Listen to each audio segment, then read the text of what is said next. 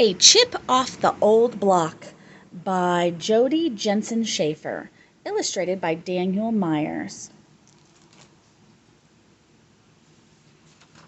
A Chip Off the Old Block. Rocky was part of a great big family.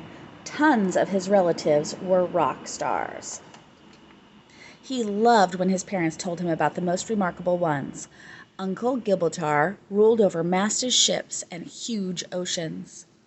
Aunt Edna could put on a light show like no one else.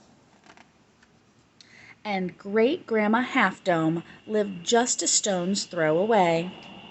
"I want to do something important too," said Rocky. "But you're just a pebble," said his mom. "A chip off the old block," said his dad.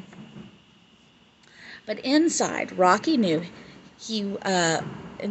was a boulder. He was little, but he knew he could do big things.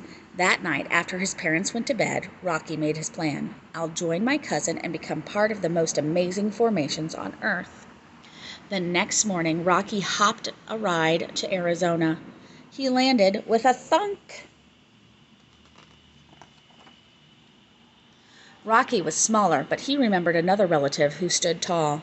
So he caught a ride to Wyoming. Rocky landed with a thud.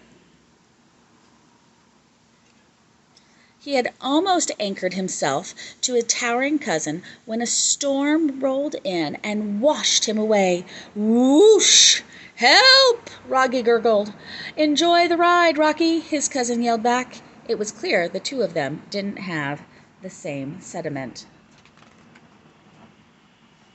Rocky swooped and bounced until he hit a tree, thwack, and landed on a car. But he wasn't giving up. "I know I can still matter," he said. "I can be big with my cousins in Texas." After a long trip, Rocky landed with a plop. "I'll safeguard these giant sauropod tracks," he said. Rocky was doing a great job until an armadillo sent him skipping. "Yikes!" Rocky was disappointed, but he was still ready to roll. He set his sights on South Dakota.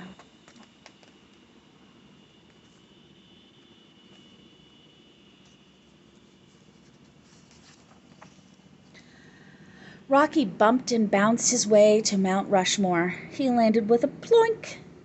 "I may be tiny, but I can still rock a souvenir stand." He was surveying his surroundings when he overheard a worker. "Sorry, folks, park's closed. Lincoln's nose is cracked." Rocky was crushed. He had traveled so far, searched so hard, lost so much mass. "Now I'll never get like my relatives." Then he looked up.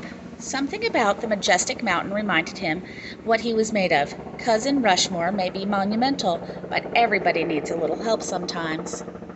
Rocky hitched a ride to the top. He climbed out for a better look and jumped.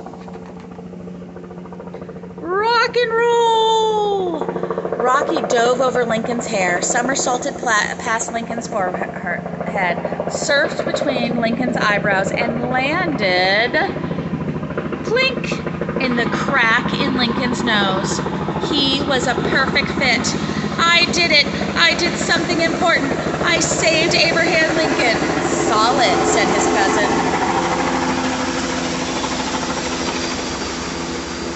Workers hugged reporters, snapped pictures, and Mount Rushmore opened as usual. All thanks to Rocky, the little pebble that wouldn't be taken for granted. Oh, the end.